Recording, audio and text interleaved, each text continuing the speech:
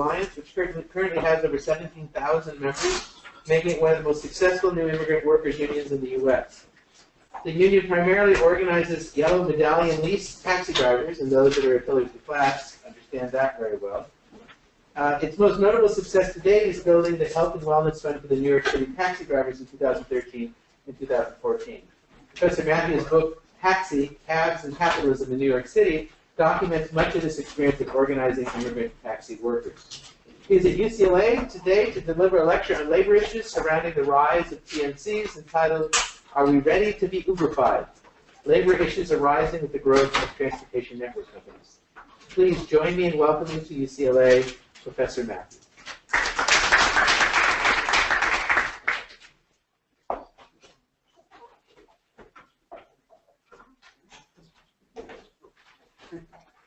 Thank you, Brian. And broadly speaking, I always have a difficult job to do in terms of locating myself. In terms of, let's say, my official positions, etc., I always wear several hats. And Brian mentioned both of them, at least the two relevant ones here, that I am simultaneously an academic, I teach, I write, and that's in information systems and American studies, two radically different spaces. One is a tech department, the other is a department or a program that's more embedded in the humanities. And at the other end, I am being connected with taxi driver organizing and writing about the for-hire vehicle industry in New York, primarily for in the first 10, 15 years of that work. But I began organizing taxi drivers back in 1996, and the New York Taxi Workers Alliance was formed in 1998. And so it's been a long and wonderful journey. And so, you know, I find it difficult sometimes to locate myself in terms of whether I'm standing up here as an quote-unquote activist, organizer, or whether I'm standing up here as an academic. My fundamental move then is to reject both positions and to say that the world of organizers is indeed a space of intellectual work, and the world of the academic should indeed be a place of active political work. And so it's a distinction that I fundamentally reject, and it's a distinction that I think you know, more and more we have no choice but to reject.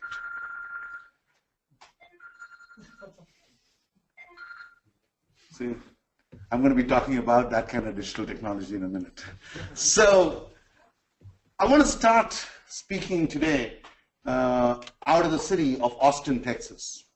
The National Taxi Workers Alliance, which started out in 2011-12, right now has 7 affiliates.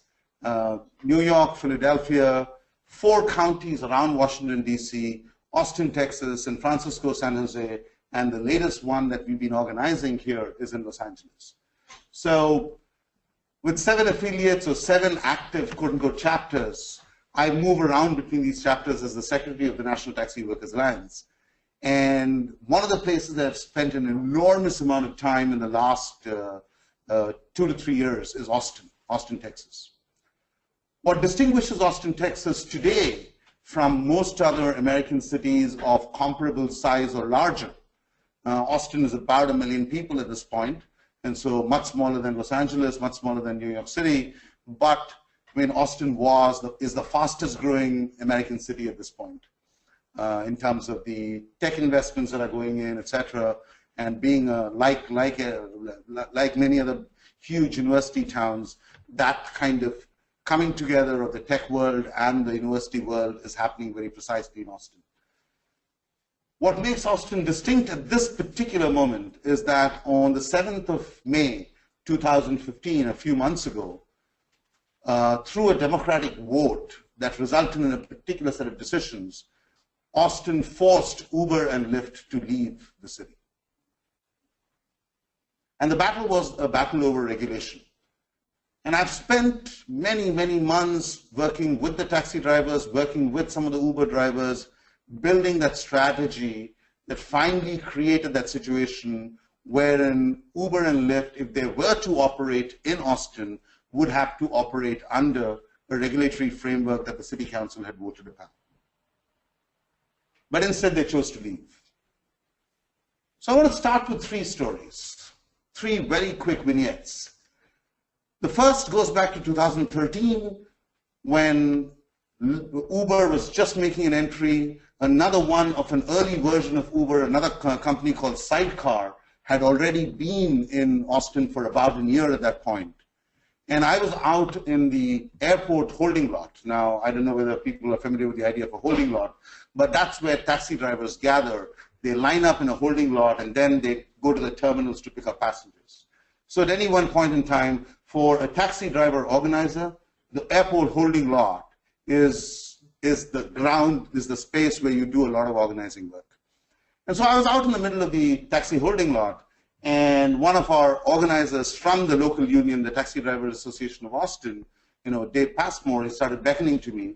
And there was this whole group of drivers, and their voices were a little loud. There was an argument going on. And he beckoned to me to walk to there and join that argument or that discussion. And I walked up there, and I immediately knew what the discussion was. Individual conversation with several of those drivers who were involved in that conversation. And the fight was between one group of drivers who were determined to fight against Uber, and another group of taxi drivers who were like, it doesn't matter. It's good that Uber is here. At least somebody is giving our garage owners, our fleet owners, a run for their money. So one of the drivers, an Ethiopian driver by name Kifle, was the one saying, Uber is going to destroy us. It's going to destroy incomes of drivers. It's already happening just with Sidecar. Uber now has announced that it's coming in, et cetera, et cetera, et cetera. And there was another driver, James, Nigerian, who was at the other end, who was the loudest in the group, who was like, saying, what the fuck? It doesn't matter that, Uber is what it is, but look at the way our garages have treated us for the last 20 years. Because he's a veteran driver. He'd been driving for 20 years. He's like, they've pissed all over us. They've screwed us. They have taken every penny that they can take out of us. Why do we owe them anything? Let them get destroyed. We'll go and drive for Uber. So this fight was heating up, and another driver by name Mahmoud, an Afghani driver, intervened. Maybe at an unfortunate moment because both sides were really heated up, and he raised his voice and joined Kifle to defend the idea that you must fight against Uber and Lyft. And James, the Nigerian driver, just lost it and started screaming at Mahmoud. And what he was saying was, what are you talking about, Mahmoud? You are saying that we need to drive Uber and Lyft and Sidecar out of Austin, but you drive a regular shift for the taxi company. You drive from 8 o'clock in the morning to 5 or 6 o'clock in the evening to the taxi company, drop your taxi back, and then you go out, take your private car, and you drive Uber. So who the hell are you to articulate this position? In that moment, Mahmoud started walking away because he realized that he had been outed. That as a taxi driver, he was being told that you are not only, you cannot even talk because you're going on both sides. So Mahmoud started walking away, but James continued to yell at him. And so at one point he turned around and started talking in a much lower voice, almost beseeching, basically saying, you have to understand my condition. I have so many kids, I have a house, I have this, I have that. And suddenly this new thing called Uber has come. And I cannot make do with taxis because the income for taxi drivers has already been cut by about 20%. And if Uber and Lyft continue to do what they do, which is charge $1.10 a mile, more passengers are going to go in that direction. And I have no choice but to work 17-hour days. I'll drive 10 hours of taxi and then go and drive 5 hours of Uber, and et cetera, et cetera. But his position changed in terms of the fact that he was no longer confrontational. Right? So what I'm getting at through the story is a simple truth that taxi drivers are peculiarly positioned in this battle. In New York City, where we have our strongest base. Out of the 17,000 members that Brian mentioned in his introduction, as a matter of fact, that number is a little outdated. We are closer to 19,000 at this point. Over 5,000 are Uber drivers. They're taxi drivers and they're Uber drivers. That is, drivers who were driving taxi some months ago, they've gone across to Uber. They get sick of Uber, they come back to driving taxis. So New York is one place where we've managed to unite the Uber drivers and taxi drivers together. But it's a difficult battle.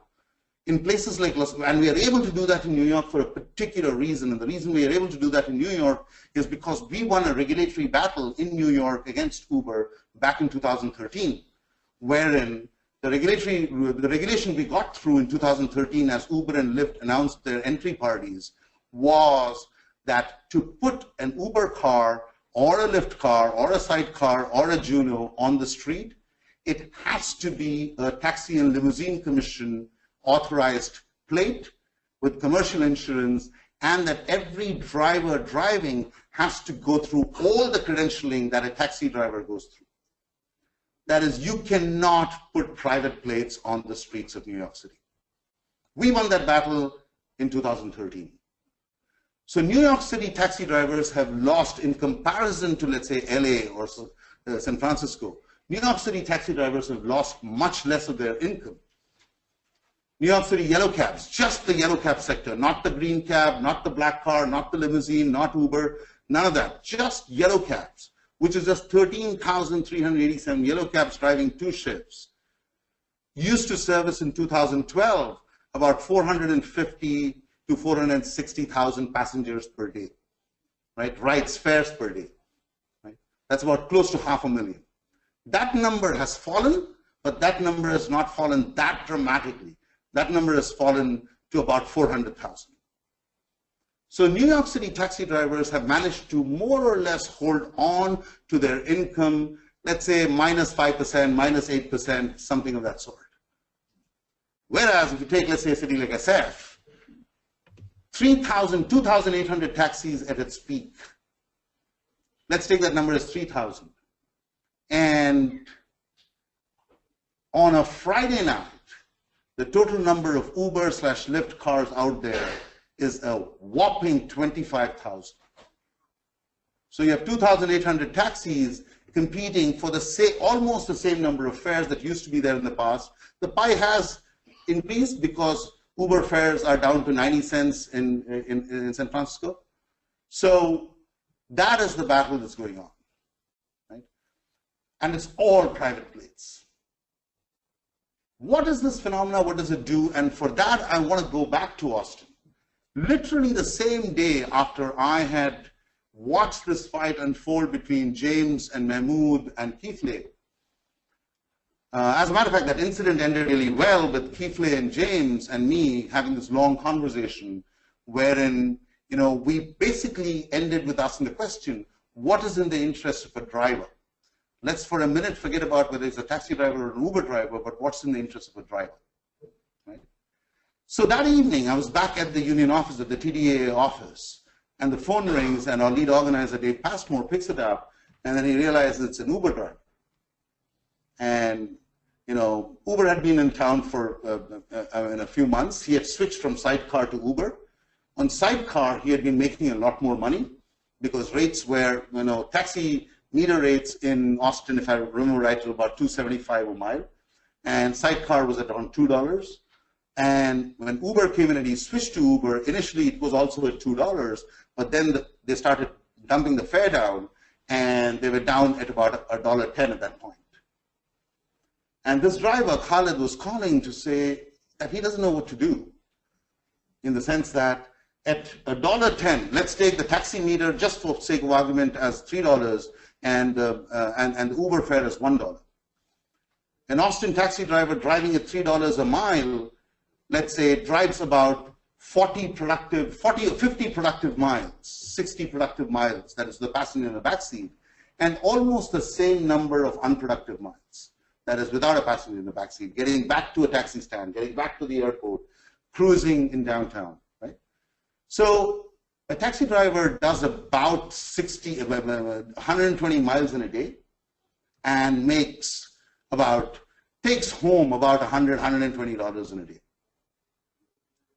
An Uber driver driving at $1 a mile, just do the math, to make the same amount of money as a taxi driver would have to drive 3 times the number of miles. It's as simple as that. Right? If a taxi driver is driving 100, 120 miles in a day at $3, then an Uber driver has no choice but to drive about 250 to 300 miles in a day to make the same amount of money as a taxi driver is. So it's very clear that the strategy at the level of pricing is a strategy meant to create a race to the bottom. And Khaled's problem was that driving 3 times the number of miles that he was driving, he had gotten into a leasing arrangement for his new car that he had bought in the last 4 months when he was driving for Sidecar, and he knew that the number of miles he was putting on the car, he is a full-time driver, right, was one wherein he knew that car would be worthless in less than a year, and he was just not making enough money to sustain. So he didn't know what to do. He didn't know how to get out of that arrangement. That's where he was stuck. That incident with Khaled and several others like that forced me into a long series of conversations with Uber drivers outside New York. Because in New York, as I said, drivers are going back and forth. And I primarily started talking to Uber drivers who are part-time. And I'll come back to some of those numbers in a few minutes. The last of the stories I want to talk about coming out of Austin is in my next visit to Austin. After a long day of work around the taxi industry and some organizing and some lobbying and some policy work and this and that, etc., I retired to a bar with a bunch of friends, mostly South Asian. We're talking about all sorts of politics that are closer to South Asian politics. And we were sitting there, and there were a few people I didn't know I was meeting for the first time. It was also a meeting arranged so that people can meet me, because I do a certain amount of political work in the South Asia context. So, to the meeting for that. And there was this young lawyer in that crowd. Her name was Deepti. And as we were winding down, I had stepped out onto the curb for a smoke, and she and another friend came out, and they started trying to find an Uber car. And there were about 8 or 9 of us out there on the curb, and immediately there was a silence that fell because they thought I was going to say something. I tried to ignore it, but Deepti kept talking about Uber in a particular way, and as she was doing that, 2 or 3 empty taxis went by. And she was still, going at her app. And so somebody, not me, somebody else said, Deepti, why don't you take a regular taxi? And she said, screw it, who cares about taxis anymore? Right? And I'm silent through this whole thing. And again, the tension grew at that moment on the sidewalk. And the next thing is, she realizes that she said this, and I was introduced a particular way. She turns around and says, I know you'll hate me for this, that, etc. She starts defending herself. But my reaction was, Deepti, why don't you're taking Uber X? I'm not going to say anything to you. But, when you have an accident, why don't you go to a Dr. X? And if you need legal defense, why don't you go to a lawyer X? And so there was this moment when I turned it into a joke, and we all had a good laugh, and we forgot about it.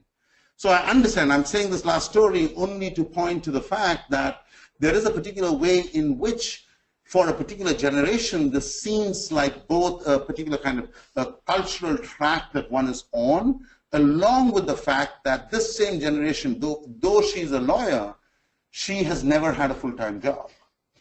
Right? So it's also reflecting, her attraction to Uber is also reflecting a particular condition in terms of what her total budget is. I want to put all these 3 together and then quickly tell you the story of Austin. We started a campaign for equal treatment of taxi drivers and Uber drivers and Lyft drivers, and especially the full-time Uber drivers were more or less with us on this. And we said, we had a list of 9 demands, and 4 months later, we won 3 of them. The 3 were fingerprinting, FBI level fingerprinting. Second was a trade dress, that is, every Uber car, if it's out there, had to wear an emblem of some sort to be identified as an Uber car. And the last was certain insurance levels. Uber went berserk. They started an electronic petition for a recall vote on the ordinances. They raised 65,000 signatures when only 21,000 were required. to get the thing on ballot. And lo and behold, it was on a ballot. May 7th, single issue, normally low voter turnout, and we thought we'd lost, in spite of winning a city council regulation. We put together a coalition. The coalition that we put together, the taxi union put together, raised about $110,000 or $120,000 over the 2.5 months that it campaigned. And Uber outspent us by 1:100. They spent $10 million on that election, and they lost by 14 percentage points. And the next day, they exhibited what we knew was always a fact. They didn't care a rat's ass about their drivers. They walked out of Austin. And here comes the puzzle.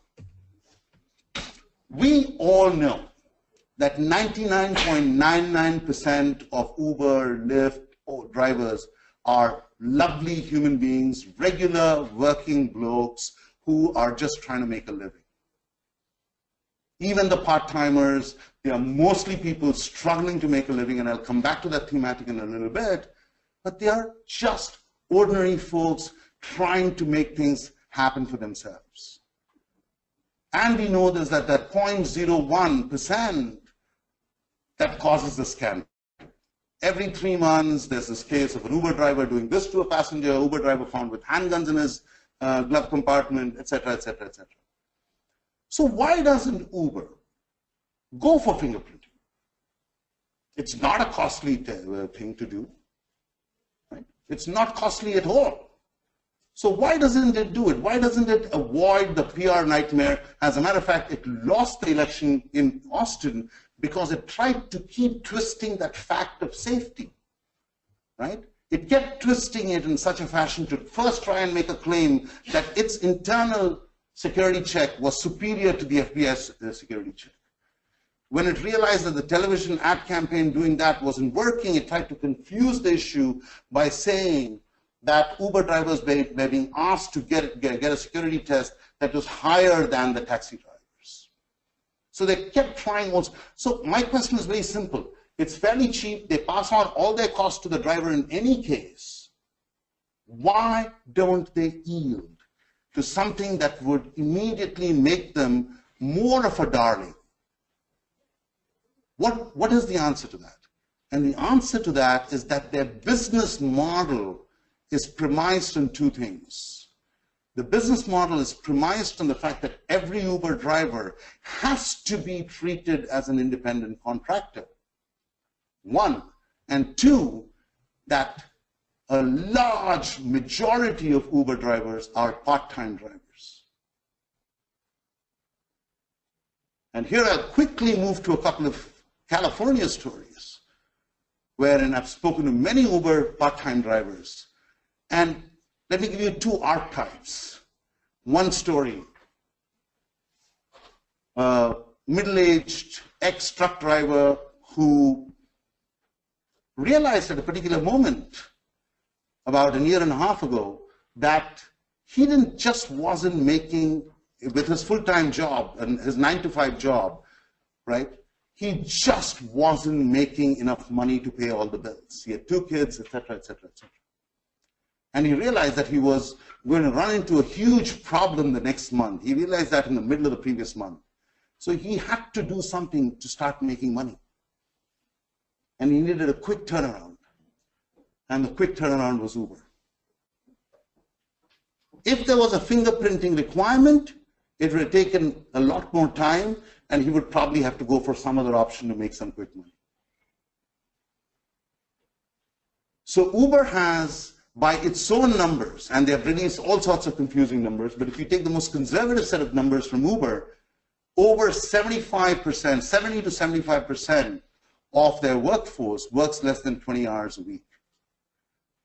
A large number of them are people who already have either a 9-to-5 or they have some other combination of part-time work.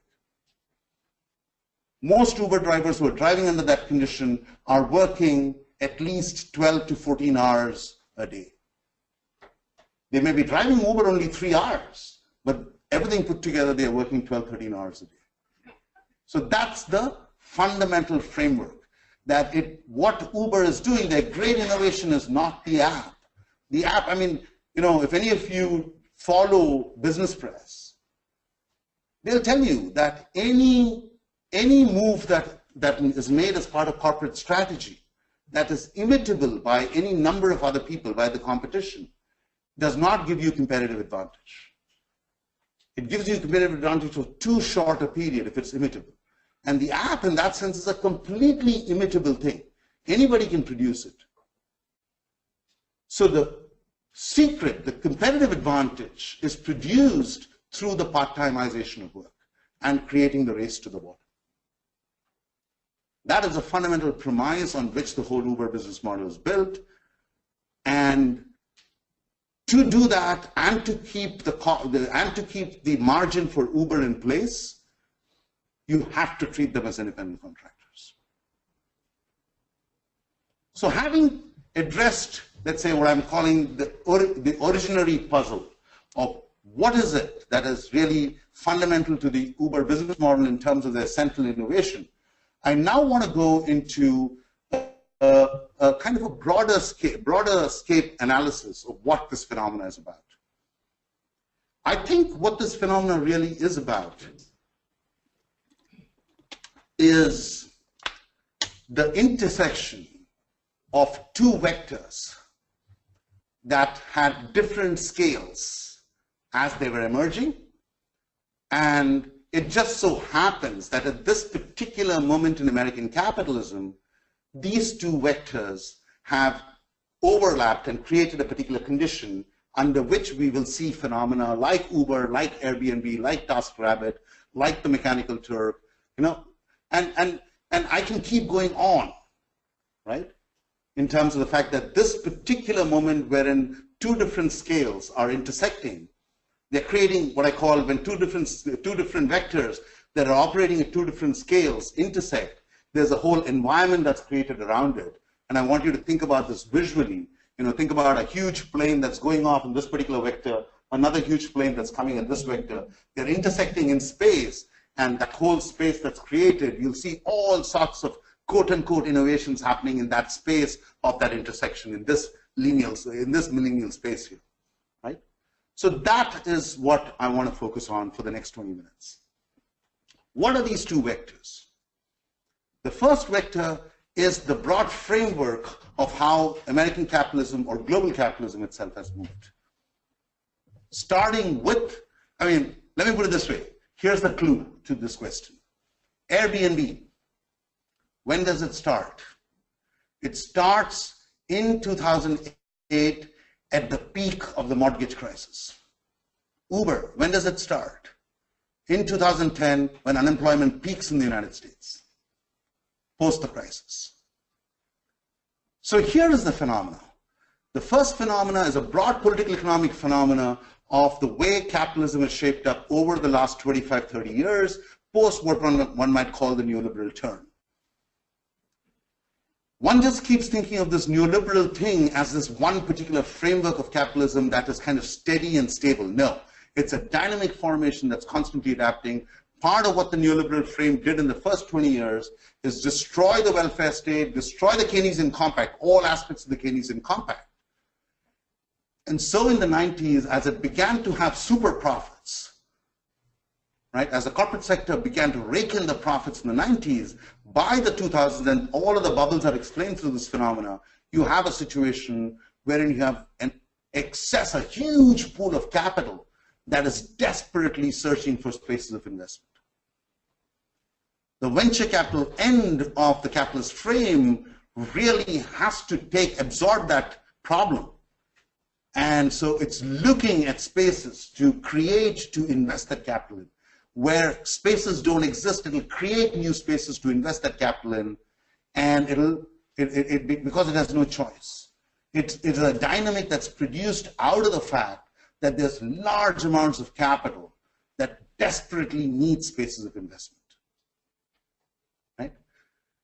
This phenomena that is happening at a particular plane is fundamentally structured in a dialectic relationship with a second vector, which is a technological vector. I've dated the neoliberal turn, as most scholars would, back to somewhere in the 70s. The turn happened in the 70s. Neoliberalism begins to mature. In the 80s, it's really reaching a kind of a coherent space by about the early 90s. But take the period from about 1985 to 1992-93. What's the state of computing technology at that point? Really, in 1991-92, UCLA probably had its first few student labs that were networked, right? Really, networks, something that we assume as natural and normal in our lives today, really came into existence in the very late 80s, early 90s as an immature technology. And these began to mature only in the late 90s. What matured between the 1980s all into the 90s was the first set of frameworks of digital technology. So you have digital and networking technology on an ascendant path from the 80s, and networking, which is the second part, which is lagging a little behind the digital frame, really comes into focus only in the 90s, and it's only in the early 2000s that networking, the capacity for networking, the bandwidth, really expands. And it's in 2006, 2007, 2008 that networking then takes another radical turn, which is mobile. You remember when the first iPhone came out. That all of you remember. Right? So it's only as late as 7, 8 years ago, 9 years ago, that networking technology, which had matured and had started building capacity, also took the next turn and became fully mobile. So it's these two vectors that are intersecting. The first vector, you have a condition wherein okay, here's another wonderful statistic for you. From 1820 to 1970, the average wage of an American worker went up every single decade. 1970 to now, with a few exceptions, it's been flat or downward curve. That explains a lot of the credit bubbles, etc. And that explains why so many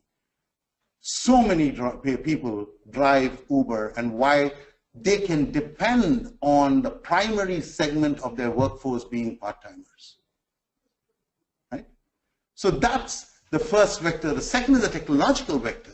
And the technological vector is really important in the sense that it predates networks itself.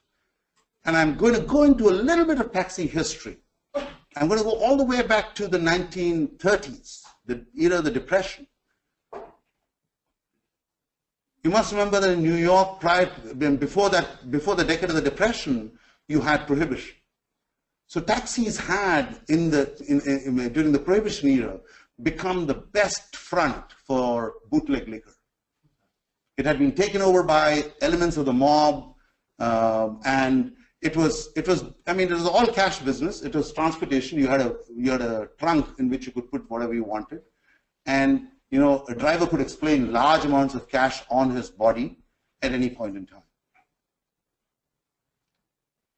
When Depression hit New York, you had a phenomenon wherein the ownership and some of the car companies just started flooding taxis on the street. Anybody who was willing to take an experiment at driving a taxi would be given a car. There are stories from 1936-37 wherein a taxi driver could drive the whole day and not get a single fare. So Mayor LaGuardia at that point intervened to produce the Haas Act, which issued the first medallion at $5 as a way of fundamentally accounting for the total number of taxis and making taxis a regulated industry. Every driver was an employee of a garage, and the split of the meter was determined by a collective bargaining agreement. At its best in the 1950s and 60s, drivers got 49%, the owners took 51%, the owners paid for gas, the drivers kept the tip. This was the arrangement in the taxi industry as it moved forward. And it's only in the 70s and the early 80s that taxis left behind the employee-employer relationship and switch to the leasing model, wherein a driver walks in, puts $100 down on the table, the boss already has his money, and the driver takes the car out, works for 12 hours, returns the car, and anything he makes over the lease money is what he or she keeps. If I take that and for a moment step back into a kind of a specific domain of theory, Marxian notions of subsumption of labor. Marx had two notions of subsumption that he outlined. The first was formal subsumption of labor, and the second was real subsumption of labor. Formal subsumption of labor is a condition wherein capital does not intervene with the production process at all, where capital attempts to extract surplus only by controlling the credit market, the input market, the output market, but leaves the worker, the producer, the liberty of doing his or her own production system. And that's what early capitalism was all about. But when capital reached a point wherein it felt that it could actually make more value, more surplus out of the production process, that's when it took control over the production process and the factory was created. Finally peaking in the Fordist assembly line, wherein no longer the production system, the labor process was entirely defined by capital. It put a worker at each station, it told the worker what to do, how many seconds each operation was to take.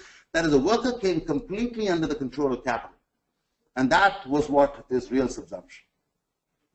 Now, if you go back to the taxi industry of the 1940s, 50s, 60s, it would be kind of sort of beginning to approximate real subsumption, wherein the owner's trying to keep control over the driver, saying, because they are splitting the meter. And if you're splitting the meter, the driver has to really work so that the owner makes money. Right? So there are beautiful stories out of New York, wherein, New York taxi drivers, of course, would try and fix the owner by, somebody comes by, where are you going? Brooklyn, okay. The meter is going to be, $14, but, I won't put the meter on, give me 10. The owners, of course, reacted and created something called a hot seat, wherein the moment the passenger sat in the seat, the meter automatically went off. And in response, the drivers created something called the arm job, where, in those days, there used to be a cushioned arm between the seats. And so you'd say, okay, you want to go to Brooklyn, it's $14 in the meter, and if you sit on the arm, then I'll take 8. Right? So this battle's been going on. Right? But once you switch to leasing, the owner didn't have any of the problems. And if you really look at leasing, what seemed to be happening is going back to a condition of formal subsumption, wherein the owner took the lease and said, now you go and do whatever the fuck you want to do. I don't care. You can turn around the corner, switch off your ignition and go to sleep, go to the beach, and come back and drop the car back off in 12 hours, and I've got my money. No interference in the production process, complete, only control over the input-output domains, and that seemed like a switch back to formal subsumption. And leasing broadly and subcontracting broadly seemed to be that. Except you begin to see certain interesting technological traces. By the mid-80s, the owners are experimenting with electronic meters. And once the electronic meters come in, they're able to get a read of how much money, when the car gets returned, they all take the printout from the electronic meter to see how much money the driver is actually billing on the streets. And then they start adjusting the lease amount. Right? They start hiking up the lease when the moment they realize the driver is making more money. Then you begin to see a much more detailed analysis coming out of the meter in terms of the fact that it's not just totals you can get, but you can also, as credit cards come in, you begin to be able to capture a lot more information. So in other words, as the world is getting digitized, and that's where the technological vector I'm talking about comes in, under conditions that look like formal subsumption, owners are beginning to bring in a layer of what is really real subsumption. That is, they are beginning to exercise greater and greater control, not necessarily by interfering, quote unquote, with the production process, but through the layer of data that they're able to generate. they're able to monitor the production process in a particular way and adjust the input-output market rates in a particular way so that the driver then has to work more to be able to make the same amount of money. So way before Uber, way before any of this phenomena starts, in the 80s itself, you can begin to see this phenomena of technology and technological interfaces kind of moving us into a new framework, what I'm going to call a kind of a hybrid subsumption, a nested subsumption, wherein you have, for an observer, a simple observer, it looks like formal subsumption. But when you look at the data layer that's being created through the electronics, you begin to realize that there's a particular way in which real subsumption is re-entering the market, re-entering the workspace. And now if you really think about Uber, that is where the fundamental phenomena is resting. Uber controls everything, right? Every job. Uber tells you where to go and pick up a passenger. Uber tells you how much you can charge the passenger, not the city. The meter in a taxi is determined by the city municipality, not the ownership of the taxi. Whereas in this case, Uber is saying, we are charging only $1 a mile from here on. We're going to charge 90 cents a mile from here on. So Uber determines how much money is going to come in. When that money comes in, it first goes to Uber, and Uber takes away, like the commission system, when taxi drivers were employees. Uber takes their commission out and then returns that money. So the money goes to Uber and then comes back to the driver. Uber activates or deactivates a driver's app whenever they feel like it. So at every level, what you're seeing is a particular level of control through the digital and networking technological frame that is fundamentally a real subsumption scenario that's being built up. So you have two vectors. The vector of more and more desperate people as labor markets go down in terms of wages and excess capital out there to invest.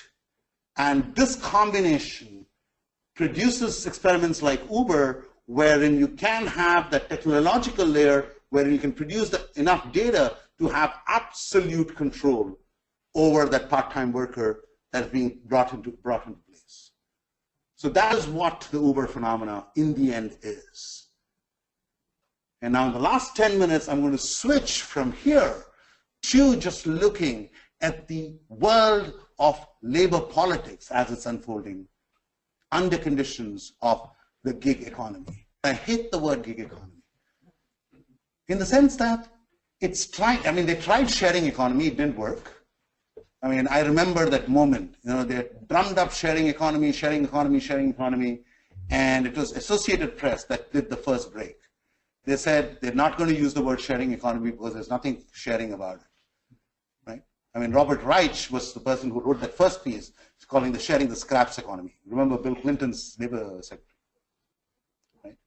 Associated Press then made a decision never to use the word sharing economy, right? And they started referring to them as transportation network companies and their business models.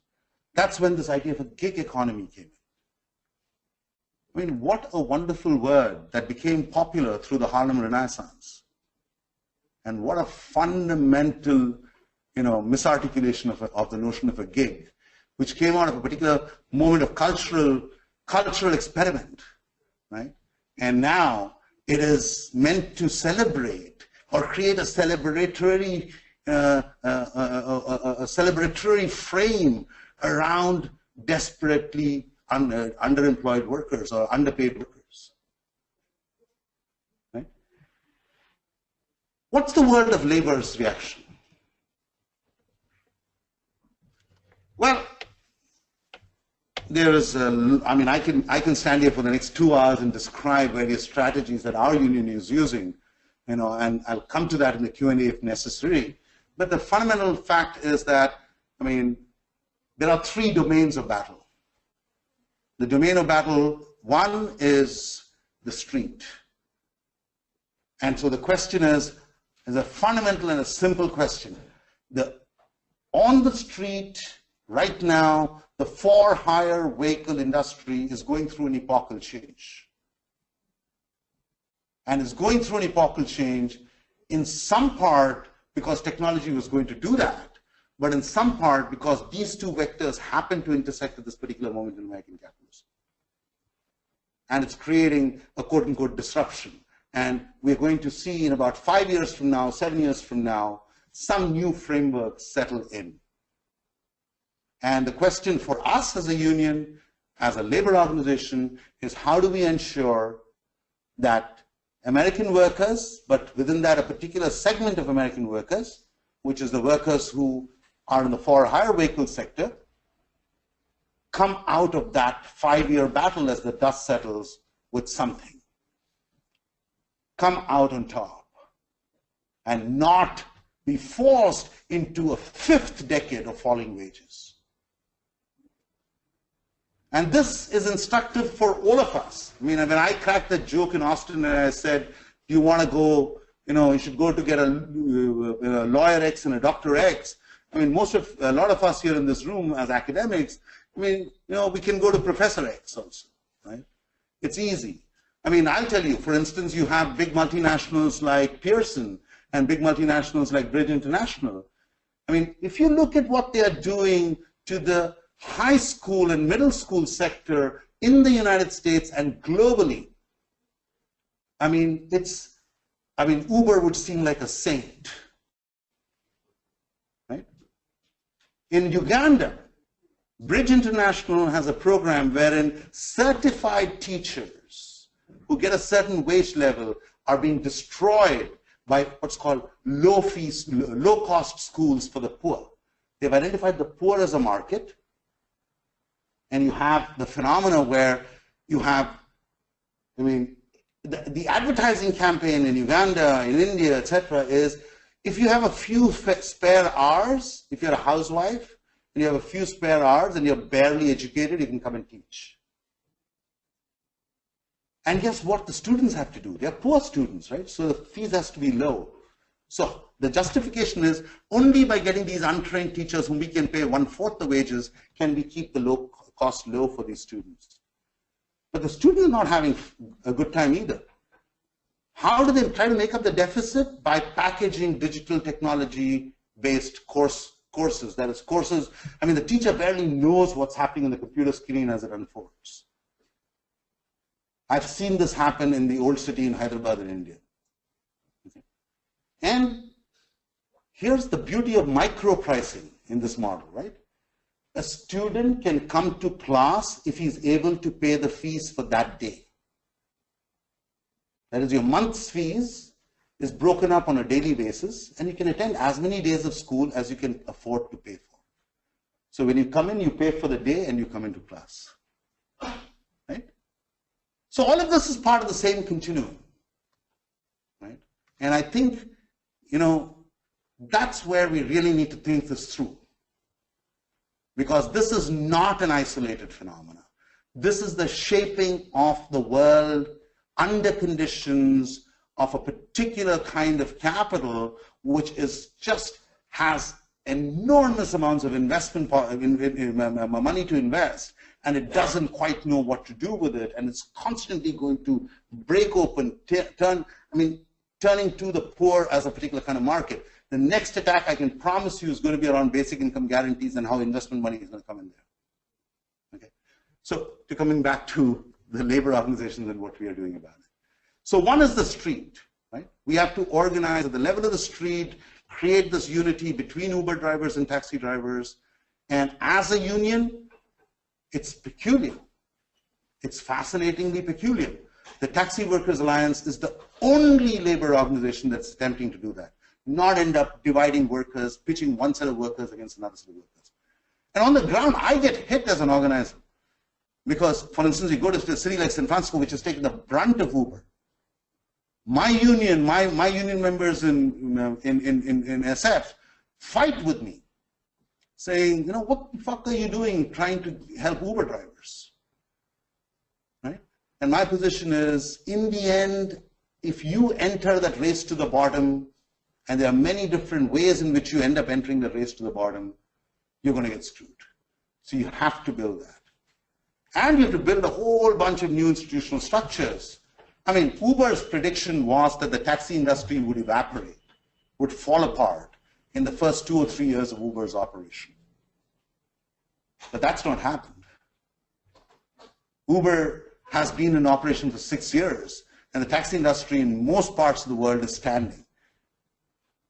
Not doing well, but standing. Right? So, I mean, for instance, at the Taxi Alliance end, we have multiple strategies, new institutional forms that we're building. Drivers are getting into cooperatives so as to reduce their costs coming into the business on a daily basis.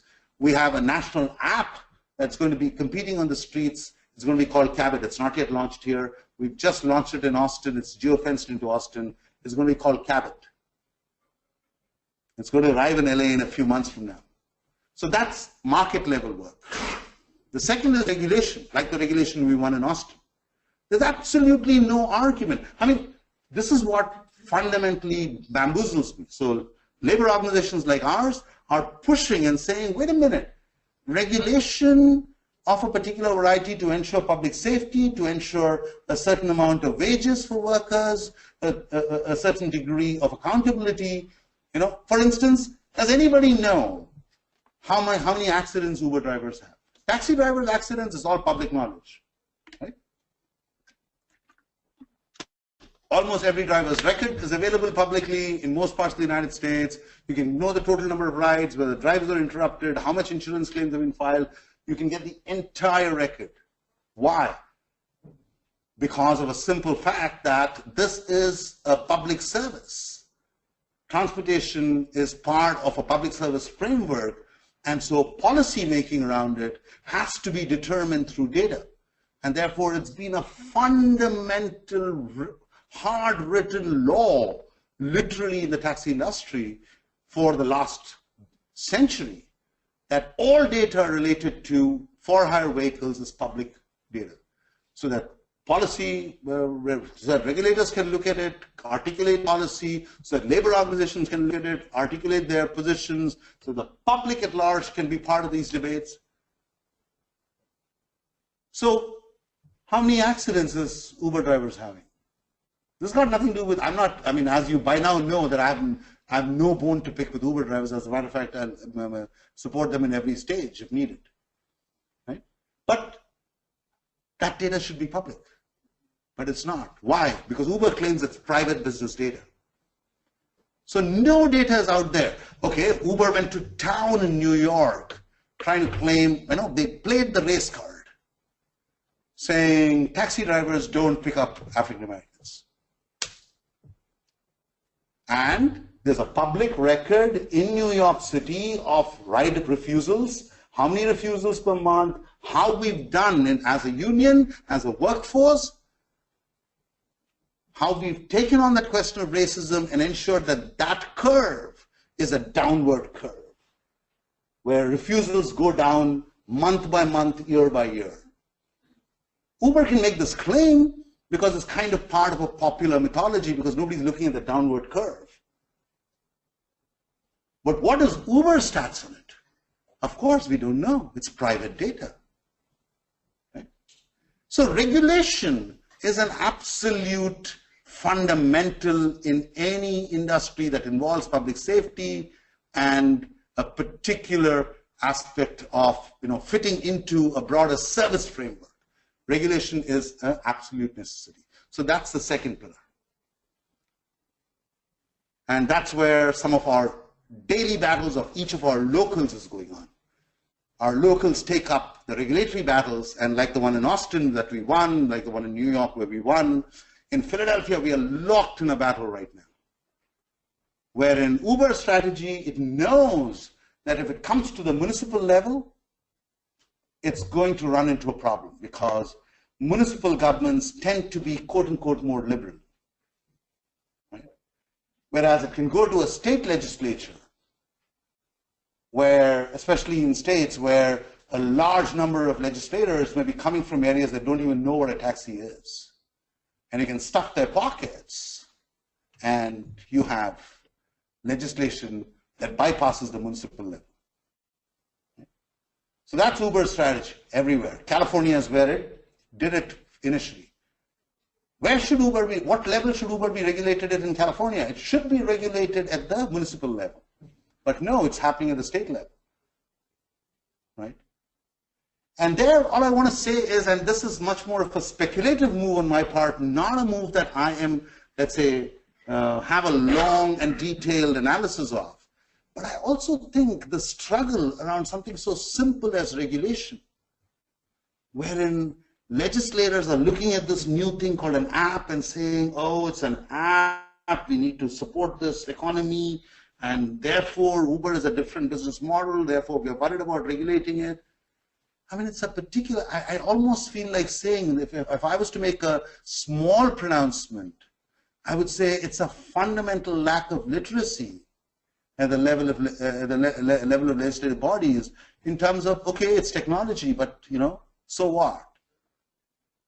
And if I was to make the largest claim that it's not just literacy and problems of not being able to really understand, the largest claim I would make is that there's a particular kind of exhaustion within liberalism. Liberalism no longer knows how to stand up to capital.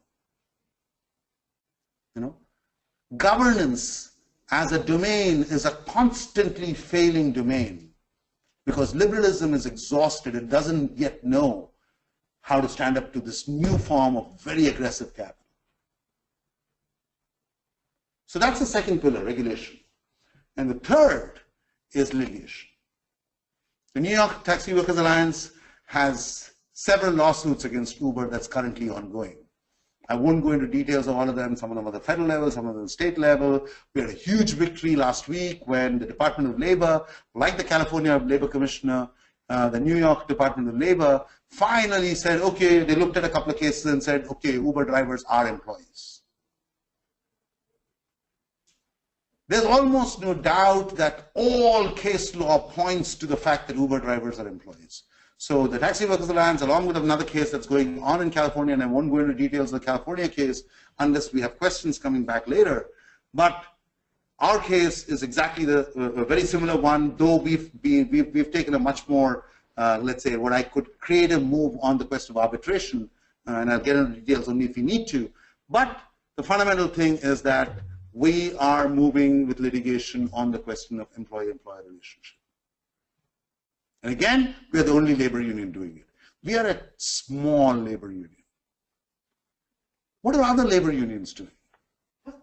And this is what I call the fundamental, I'm connecting it back to that large claim I made about the exhaustion of liberalism. Right? Other labor unions, okay, here's the peculiarity of being a taxi driver organizer who's built a taxi, who's been part of building a national taxi union and part of building the largest local in New York. From 1996, 97, 98 to well into the early 2000s, for 10, 15 years, the labor movement used to scoff at us. Right? The labor movement never backed us, used to scoff at us. Specific unions would literally condescend on the grounds that, these are independent contractors, they're not employees. And so, they're not part of the labor movement. You had to be an employee to be part of the labor movement. And in the conditions when capital was breaking the framework of the National Labor Relations Act, which began, of course, in the 50s with Taft-Hartley, etc., but as it continued to do that through the 80s, the labor movement kept fighting misclassification. Right? In a taxi industry wherein the driver takes the car out, has paid the lease, goes and can go to sleep and the boss won't say a word, all the labor unions were kept pushing us and saying, why don't you guys fight a misclassification fight? Like, look at the real conditions. You cannot fight that fight. You will not win that fight. So they were all about misclassification.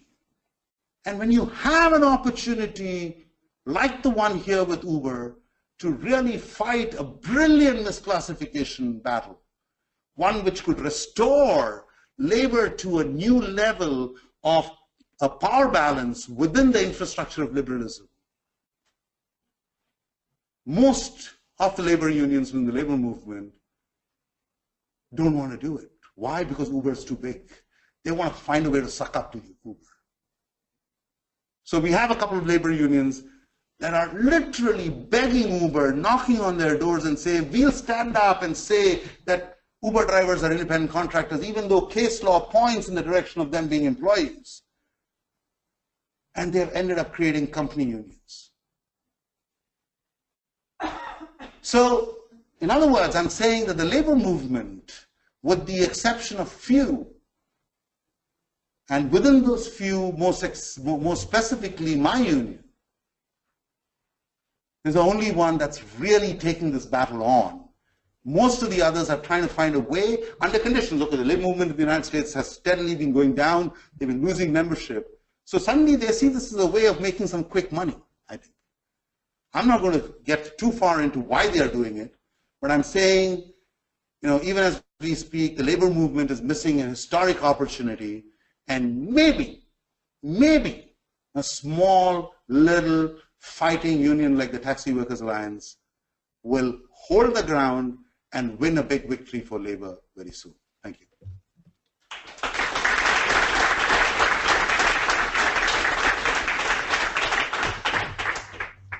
Okay, questions? Who wants to go first?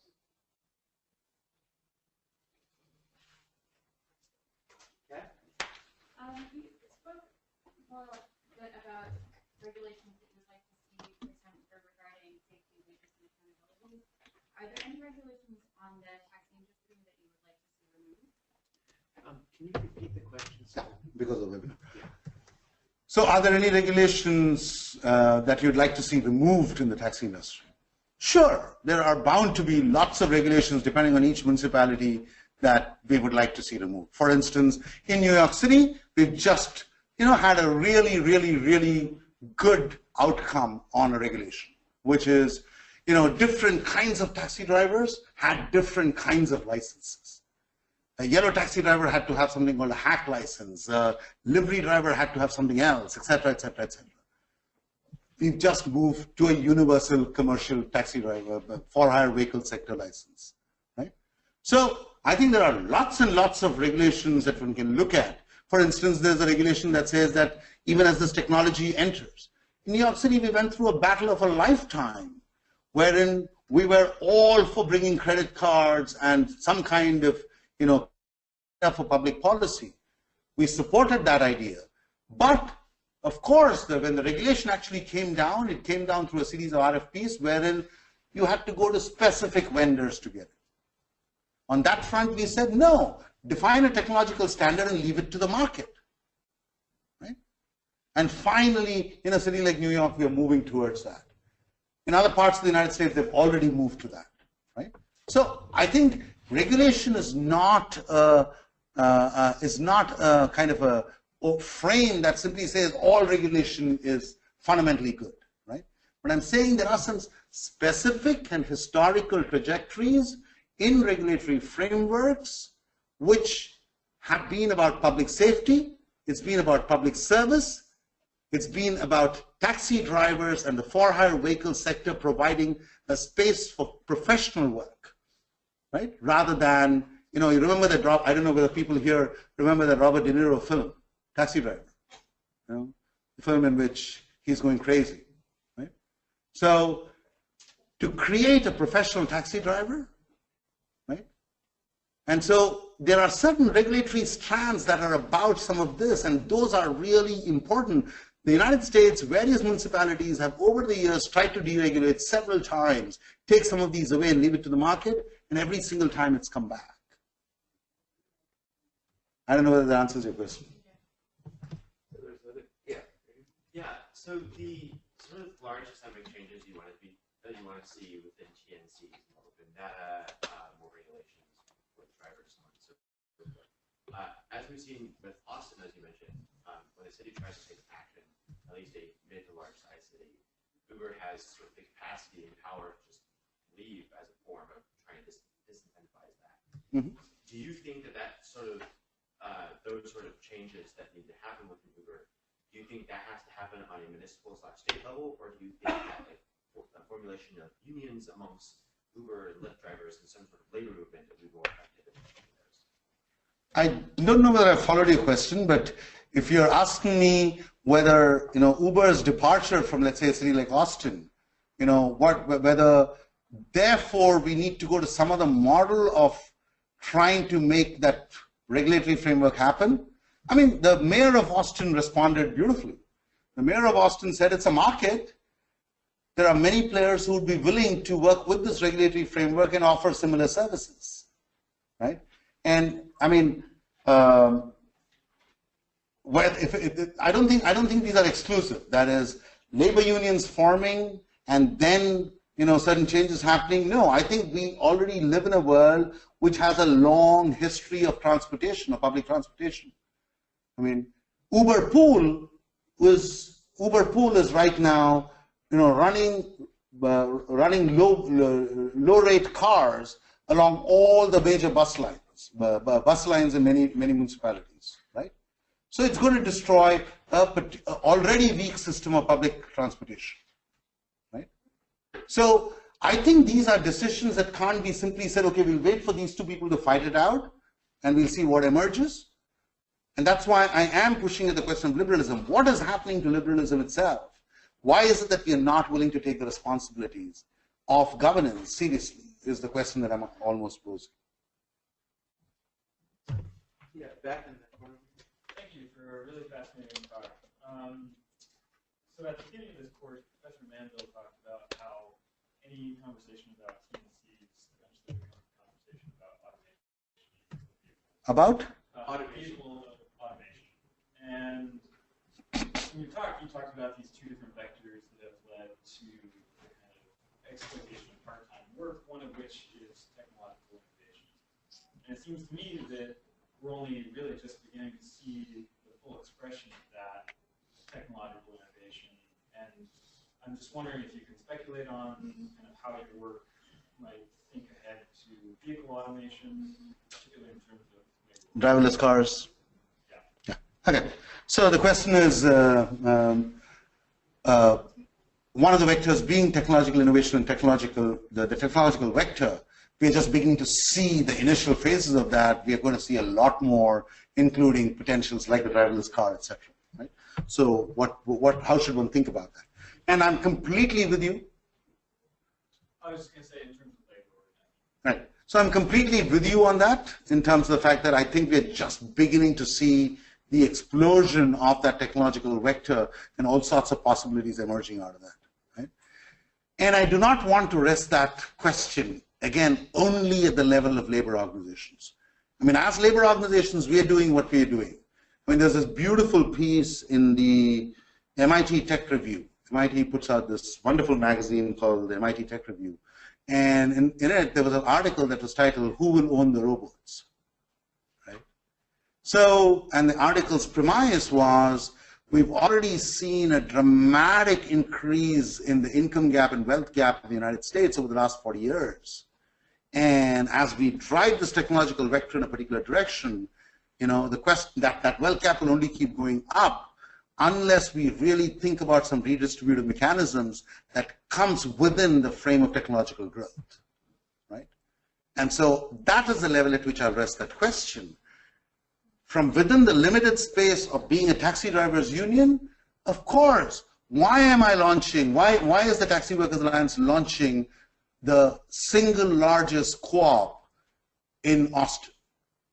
Because if the workers own their own means of production and their own space and control over their own labor, when something like the driverless car comes along, they'll have a much more active role in determining how the value extracted out of something like a driverless car is to be shared among the working class, among the drivers, among those who are drivers, and in what ways it must be used to bring in other sectors of society.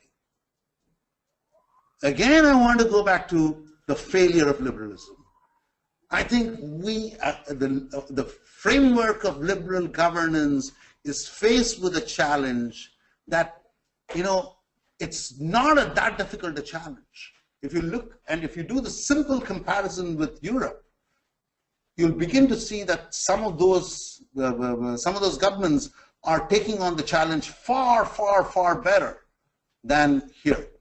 And so I think we really need to think through the question of where liberalism stands, where liberal governance stands, and the hegemony that capital has over the liberal framework in the United States. I think it's a huge moment of a new bargain, because we are going to get a great productivity increase and a great set of dividends out of this technological growth. And so the whole question is, what kind of a society do we want coming out of this technological growth? That's the question we need to answer. We can't load that question purely on the backs of a labor union. That's a question that the American middle class needs to take on. That's a question that, that's a question, and there are beautiful pieces of research strands coming out in all of this, but I think there's a fundamental failure of politics that's going on, right? I hear really good discussions about things like this in, let's say, something like the UCLA Labor Center, Downtown Labor Center, wherein once you bring a group of workers, a group of people who have a certain set of policy expertise, a certain set of people from, progressives from within government around a table,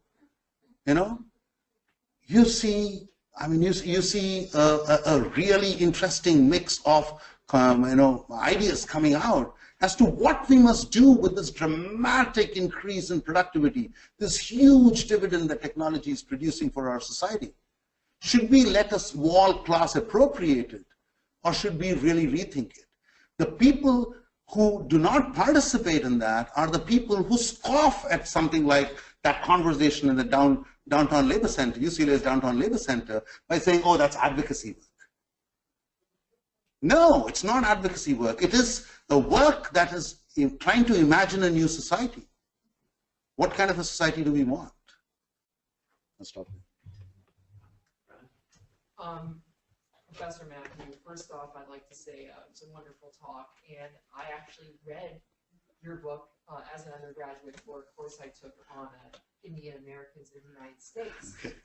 And to respond to your question about why liberals might be accepting of the Uber framework, I actually, when I started driving for, not for Uber, but for Lyft, I drove for them for a year, and when I was driving Lyft and using Lyft and Uber, one of my justifications was based on your book, based on the fact that taxi drivers, as you so eloquently portray, are visibly, have long been visibly exploited by the companies, by the lease companies, and by the people they rent the medallions from. And so it wasn't necessarily a matter of Uber is a good guy, but like Uber is no better than taxis. Like McDonald's and Chipotle are both companies with horrible histories, but right. It's like I've eaten at both of those places, and it's the same thing with Uber versus taxis. They're both equally bad, so I'm not going to just ditch one for the sake of the other. And so two questions I'd like to ask that build off this are, one, how do you ensure that your campaign does not become a means of diverting profit back to the medallion holders who have been the ones who profited off the system traditionally? And two is, in an age where there is a genuine demand for part-time employment, where there is a widespread condition of precarity,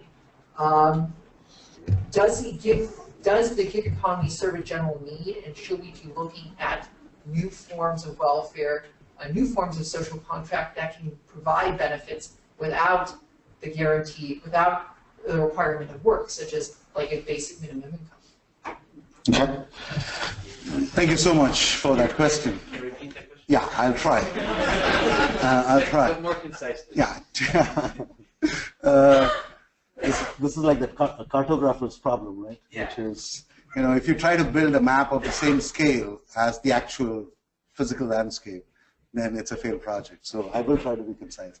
So two questions fundamentally. One is that how do we ensure that as we intervene in this politics, especially labor unions like ours, how do we ensure that it doesn't end up becoming some kind of a peculiar defense of that old lot, the medallion owners and the guys who've really squeezed the drivers over the last 40 years? And the second question does not, the Uber, the Lyft of the world, they meet a necessity that is existing out there. That is, people desperately need part-time work. And so, should we be moving in the direction of saying that is a situation, and therefore, let's try and build some infrastructures around that and, help them. That is, try and get them other kinds of benefits, right? So these are the two questions. And thank you so much for the question, and it's rare that one gets a question of that sort coming out of both, let's say reading and understanding the taxi industry so well as to be able to spot the medallion owners as a big problem there, and then going through a personal experience of even driving things like Uber or Lyft, etc. And so I'll say two things in response to the first question. That is determined by how strong labor is. Let me give you the simple example. In New York City, 1996, when we started organizing, there was a meter increase, right?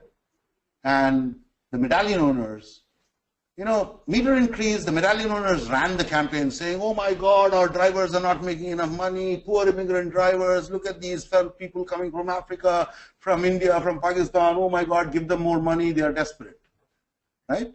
So the city increased the meter. The moment the meter increased, what did the owners do? They fucking increased the lease. So the drivers got shit, right? The statistic is, in 1996, when the meter went up, the owners took 86% of that fare increase. They pulled it. They sucked it up. And the drivers got 14% of that fare increase. 2004, when there was a fare increase, the split was 50-50. That is, in the intervening 9 years, we had built up, become strong enough to force our way onto the negotiating table, and the split was 50-50. 2009, we had another set of increases coming out of different things. The split was 70-30. Drivers took 70% of the fare increase, the owners took 30%. Brian mentioned the Health and Wellness Fund. That came out of the last fare increase, though, I'll talk about that more in detail later if you want. But there, in that fare negotiation, the owners got 0, the taxi drivers got 100% of that fare increase, including that 6 cents that was going to go into that health fund. So the answer to the question of how do we ensure that in this battle, and I always call this the battle between the millionaires and the billionaires, right? You have a bunch of medallion owners who come out of spaces like the mob, and it's a bunch of crooked fellows who amassed huge amounts of wealth over the last 70 years, right? But they are the millionaires.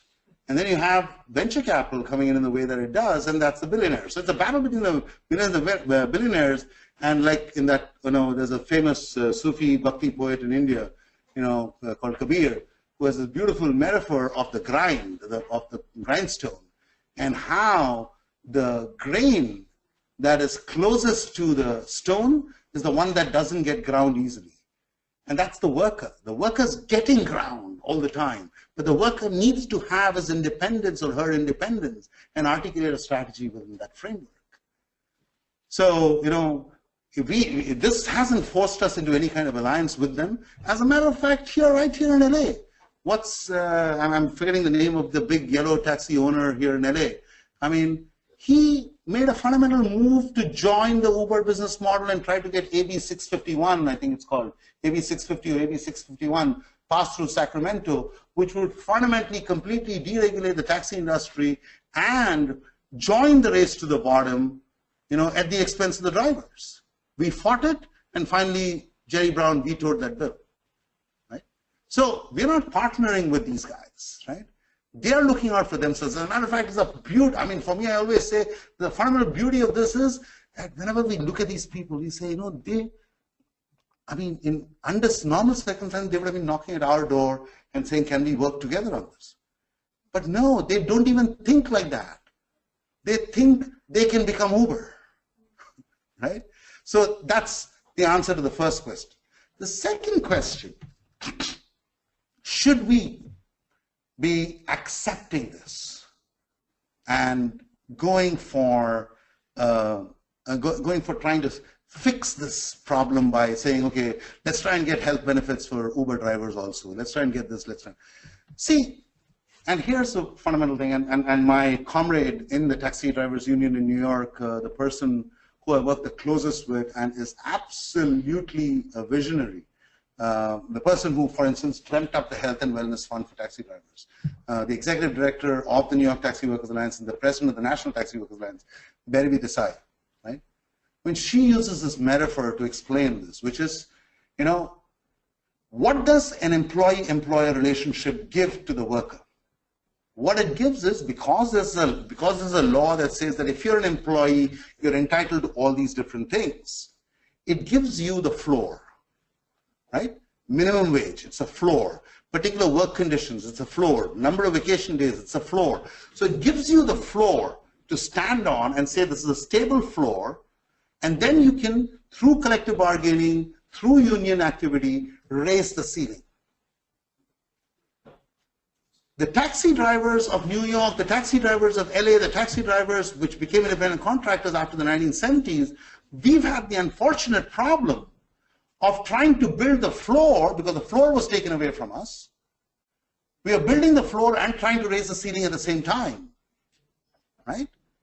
And here you are with a historic opportunity of reestablishing the floor in the for-hire vehicle sector by pushing the misclassification issue. And instead, you have all these unions. I mean, I'm not saying that your specific question is coming out of it, but this is precisely the discourse that some of the machinists and some of the IBW kind of unions and some of the some sectors of the Teamsters have been creating, saying, let's just take this and create something a little extra. It's like that contingent health fund that care.com announced. It's despicable. How can you insult workers by saying you'll give them $400 in benefits per year? Contingent workers. Don't workers deserve more? Right? So why are we, this is part of the problem of the quote, the left and the liberal, right? We keep switching to the right. And that's part of what I'm calling the failure of the liberal imaginary, the failure of the exhaustion of liberalism. That's right. So let's thank. Okay, so there is another group coming in here, so let's try and vacate the room as quickly as we can.